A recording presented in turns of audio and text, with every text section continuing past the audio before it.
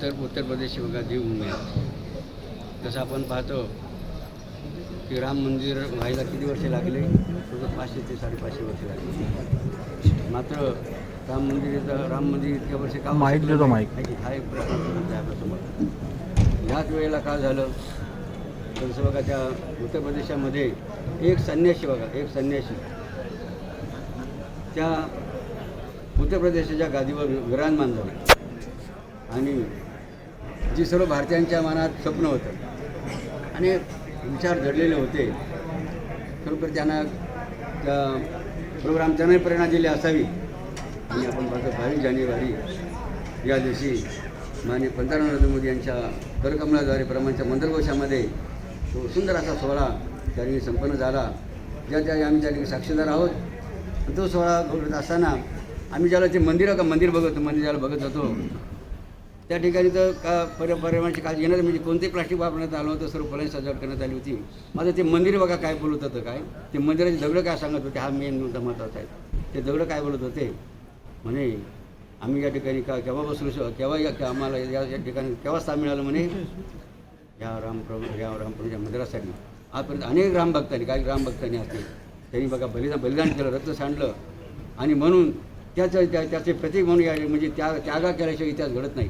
आणि म्हणून जसं त्यांनी त्याग केला आणि त्या त्यागाप्रती म्हणून एक त्यागी त्या गादीवर बसले आणि त्यांनी बरोबर रामचंद्राचं मंदिर किंवा अधिष्ठान त्यांनी निर्माण केलं. थोडं सांगायचं आपण एवढंच बघा की आजकाल समाजाने बोललं जातं, काय बोललं जातं, राजकारण करणं चांगल्या माणसाचं काम. पण बाबांचा मुद्दा आहे सर्वांना किंवा तुम्ही मंडळी लोक म्हणतात राजकारण करणं चांगल्या माणसाचं काम आहे. मग बाबांचा प्रतिप्रश्न आहे त्यांना, मग कोणाचं काम आहे हा प्रश्न बघा महत्त्वाचा आहे. आणि मग त्या दृष्टिकोनातून आमच्या सर्व पर्याय विचार केला की त्यासाठी काय करतं, आपल्याला एक चळवळ सुरू करायची. ती चळवळ सुरू करण्यात आली लढा राष्ट्रहिताचा संकल्प आपल्याला भारतामध्ये जग आणि उपकार या भारत मातेच्या आपल्यावर आहे. जसं शिक्षण असेल, आरोग्य असेल किंवा रस्ते असेल, हे कोणी केला देशाने केले. असे अनेक उपकार आपल्या घरामध्ये न बघितलं गावामध्ये आपल्याला आरोग्य केंद्र होण्यात आली. अशा अनेक प्रकारचे उपकार या भारत मातेच्या आपल्यावर आहे. म्हणून बाबांचा प्रतिप्रश्न असा आहे, एवढं भारत मातेने आपल्यावर केलेलं आहे, मग मी देशासाठी काय केलं हा प्रश्न महत्वाचा आहे. आणि त्या अनुषंगाने आमच्या सर्व भक्तभरांनी विचार केला की राजकारणामध्ये आपण सुद्धा त्या ठिकाणी उतरलं पाहिजेत. आणि मग त्या दिवसांनी त्यांनी बैठकी निर्णय केला की या जे काही 8 लोकसभा मतदारसंघ आहेत त्यामध्ये नाशिक लोकसभेमध्ये त्यांनी बाबांना आग्रह केला की आपण काय करावं या ठिकाणी. त्यांच्या आग्रहाला मग मान देऊन बाबा त्या ठिकाणी नाशिक लोकसभा काही बघा असं ठीक निर्णय करण्यात आला आहे की पक्ष आपल्याबरोबर येऊन मागं नाही येऊ, मात्र ठाम त्या ठिकाणी विचार केला समजा तर भक्तपरवाने की या ठिकाणी आपण कोणत्याही प्रकारे या उतरणं आणि ही लोकसभाची निवडणूक लढणार आणि जिंकणार सुद्धा.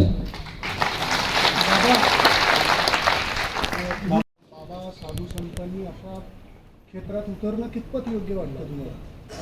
नाही, आपण जर चुकीचा प्रश्न राहिले. आपण बाबांचं मुद्दा काय, लोक जे म्हणतात ना राजकारण करणं चांगल्या माणसाचं काम आहे, मग कोणाचं काम आहे? हां, मग आमच्या बाबतीने काय ठरवलं गेला राजकारण चांगल्याच माणसाचं काम आहे. चांगली माणसं साधी गोष्ट केली बघा. आपल्या घरामध्ये जर घराचा कारभारी जर चांगला असला तर तिकडे प्रगती जातं. तर तालुक्याचा बघा कारभारी कसा असावा, जिल्ह्याचा कारभारी कसा असावा, त्याप्रमाणे अशा रीतीने जर कारभारी जर निर्वसनीय असेल, तो चारित्र्यवान असेल, निश्चित बघा त्या जिल्ह्याचा, त्या तालुक्याचा किंवा त्या राज्याच्या तालुक्याचा रिझल्ट राहतो. राष्ट्रहिताचा संकल्प शुद्ध राजकारणाचा अशी टॅगलाईन आहे तुमची. सध्या या तुमच्या टॅगलाईनशी मिळता जुळता वाटतो का किंवा काय वाटतं बघा? यासोबत दुसरा प्रश्न असा आहे की मागचे जे तुम्ही विधानसभेला जे पाठिंबा दिला होता, लोकसभेला जे 9 लोकांना 8 लोकांना पाठिंबा दिला होता, ते सर्व चारित्र्यवान होते का? म्हणजे आम्ही बघा काय केलं होतं, आम्ही अपेक्षा त्यांच्या केल्या होत्या. प्रश्न असा आहे की म्हणजे चारित्र्यवान उमेदवाराला आम्ही पाठिंबा दिला होता, ते सगळे चारित्र्यवान होते का?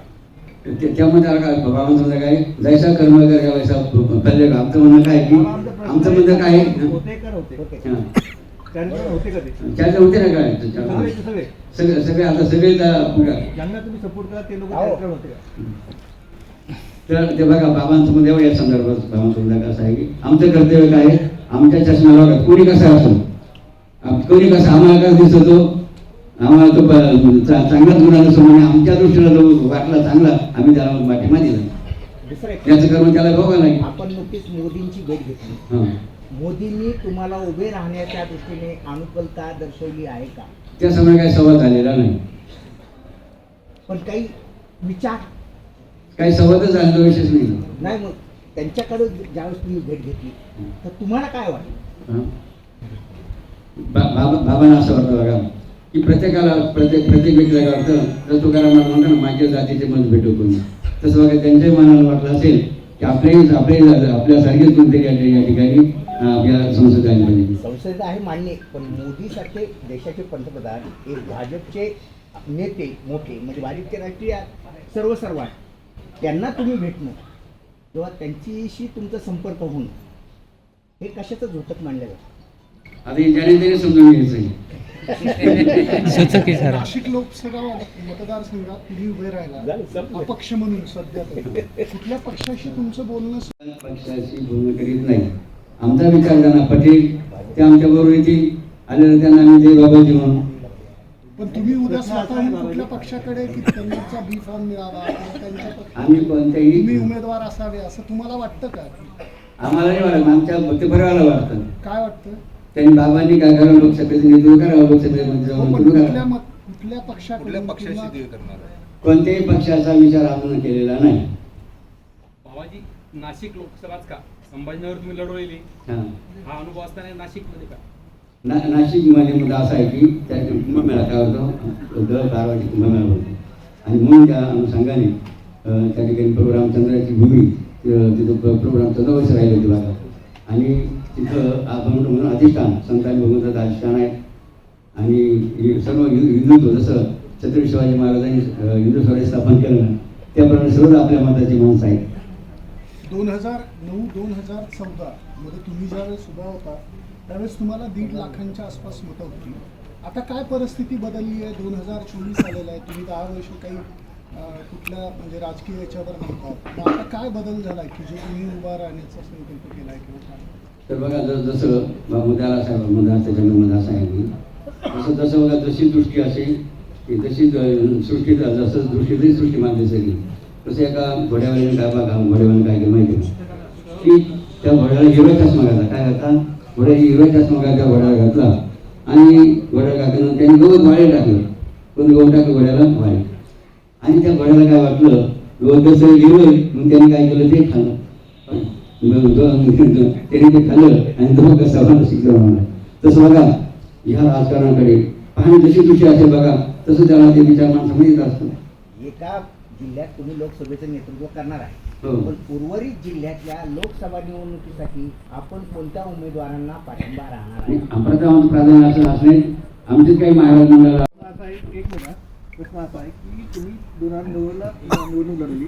या मागच्या 15 वर्षाच्या काळामध्ये तुम्ही काही राजकीय पक्ष काढला नाही किंवा काही राजकारणात तुम्ही सक्रिय दिसली नाही. आता जर तुमचा घोषणा होते की बाबा 2024ला लढायची, तुम्ही नाशिक लढणार आणि बाकीकडे पाठिंबा देणार, तुम्ही राजकीय पक्षच का काढत नाही हा एक प्रश्न. दुसरा प्रश्न असा आहे की तुमचा असं उमेदवार घोषित करून किंवा पाठिंबा घोषित करून राजकीय पक्षावर दबाव टाकता का? आम्हाला तशी गरजच नाही राजकीय पक्ष काढायची अशक्य. आम्हाला जे बाबाजी हा पक्ष आमचा नाही, राजकीय पक्षावर तुम्ही दबाव टाकता का? आम्ही काही दुकानावर दबाव टाकेल ती लक्षात घ्या. आम्हाला दबाव टाकी आवश्यकता नाही. आधी मागच्या मतदारसंघात लोकसभेच्या तुमचे वेळेस उमेदवार तुम्ही ज्या स्वतःचे उमेदवारांना असतील का पाठिंबा काय? दिला त्या उमेदवारांचं काय वाटतं? हां? मागच्या लोकसभेच्या वेळेस तुम्ही ज्या उमेदवारांना पाठिंबा दिला हां. ते उमेदवार दिसत नाही आता. म्हणजे आम्ही काय विचार केला बरं का की आतापर्यंत म्हटलं आपण अनेकांना काय पाठिंबा दिले, अनेकांना आपण मदत केली, पण आम्ही असं वाटलं आम्हाला की आता आपण काय आपली महाराज मंडळाला काय प्राधान्य दिलं असं आम्ही आता विचार केला.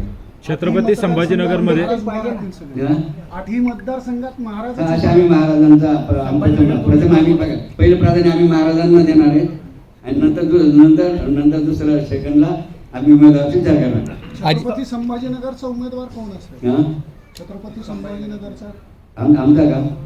आमचा आम्ही एखादा महाराज आम्ही निवडणार आहे.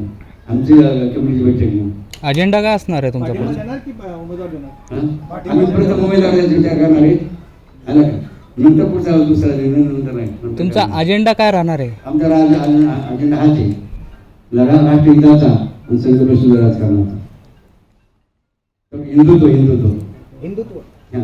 मग भाजपला विरोध करणार, हां? भाजपला विरोध करणार. आम्ही कोणा विरोध आहे? सगळीच आमचं राजकारण काय आहे? आता एक तर इलेक्शन लढायचं म्हणजे एखाद्याला विरोध तर करावा लागेल ना बाबा. ऐका ना, पण आम्ही कोणाच्या विरोधात उभे राहत नाही. आम्ही कोणासाठी उभे राहतो? देशासाठी, की देशाच्या हितासाठी. तुम्ही मतदान घेणार हां. म्हणजे कोणाच्या तरी उमेदवाराला मतदान कमी करणार, शेवटी विरोध होणार. हां. मग विरोध कोणाचा? हां, बरं. त्यांना वाटेल विरोधी बाबा आम्ही. पण आम्हाला आमचे विरोध कोणी दिसत नाही आम्हाला. बाबा एक मिनिट, तुम्ही आता राजकारण करताय तर 100% राजकारण राजकारण करणार, हो ना. असं असं नको ना. सरकार जायचं गाडी वापरायचं. तर आमचं म्हणणं आहे की राजकारण करणार ना, मग राजकारण कर. शुद्ध राजकारण करायचं ना आपल्याला. हो ना मग. मदत करा तर जे मग आपल्याला टाकायला गाड्या कशाला पाहिजे? नाही नाही टाकायला गाड्या कशाला पाहिजे? विद्यमान भाजप असेल किंवा शिवसेना असेल, हे काँग्रेस राष्ट्रवादी असेल. हे हिंदुत्ववादी पक्ष म्हणतात स्वतःला, तुम्ही हिंदुत्वाचा पुरस्कार करता, मग तुम्ही त्यांना पाठिंबा का करत नाही? आपण पाहता आम्हाला आम्हाला कोणत्याही पक्षाची गरज नाही. आपण सर्व त्याचे आपण काय त्याचे सर्व साक्षीदार आहात की महाराष्ट्र राजकारण काय नाही किंवा इथं काय असेल तर त्या पक्षाला आम्ही कोणतेही वाचन करू शकत नाही. त्यांना पाठिंबा, ते हिंदुत्ववादी आहेत ना पक्ष, शिवसेना असेल. आम्हाला पाठवण्याची गरज, आम्ही तर हिंदुत्व, आम्हाला दुसऱ्याला पाठवण्याची गरज काय आहे की? त्यांनी फक्त त्यांनी फक्त ध्वज हातात घेतला आहे की फक्त झेंडा हातात घेतला. आमचं तर पूर्ण आमचं पूर्ण काय नाही, नाही. आता आम्ही म्हणायचं का की हिंदुत्ववादी पक्ष जे आहेत भाजप आणि शिवसेना यांना मतदान न करता ज्यांनी जे ओरिजिनल आहेत म्हणजे जे शुद्ध आहेत अशा लोकांना उमेदवार मतदान करा. आम्ही प्रथम काय करणार आहे? आमचा जो अजेंडा आहे का ना, लढा राष्ट्रहिताचा, शुद्ध राजकारण, आमचा विचार ज्यांना पटेल ना त्यांनीच आमच्या बरोबर आहे ना, आम्हाला मत देणार आहे. मग असं तर म्हणता येईल ना हां. की भाजप आणि शिवसेना ही हिंदुत्ववादी जरी असले त्यांचा राजकारणाचा हेतू शुद्ध नाहीये, आपण शुद्ध राजकारणाच्या माणसाला निवडून देऊ. काय वाईट आहे? असंच आहे ना, हां? असंच ना. या राजकीय पक्षांचा हेतू शुद्ध नाही म्हणून तुम्ही निवडणुकीत उभा राहिला. आम्ही कोणालाही सुद्धा म्हणत नाही. नाही, असंच अर्थ आहे ना. आम्ही फक्त आम्ही काय करणार माहिती? आम्हाला दुसऱ्याचं धुरं धुण्याची गरज नाही. नाही ना, आम्ही म्हणत नाही, पण हे उमेदवार तुम्हाला आमच्या राज्यातच असं आमच्या गुरुदेवांनी बोललेलं आहे, तुम्ही कोणाचे धुरं बसू नका, तुम्हाला मी चोरीजण करून राहील तेव्हा तुम्ही काय म्हणणार? शिवसेनेचे आणि भाजपचे उमेदवार तुमचे कोणत्याही पक्षाचा कोणत्याही उमेदवार त्यांना सर्वांना द्या, देखील त्याचा सन्मान केला जातो. Sir thank you. थँक्यू.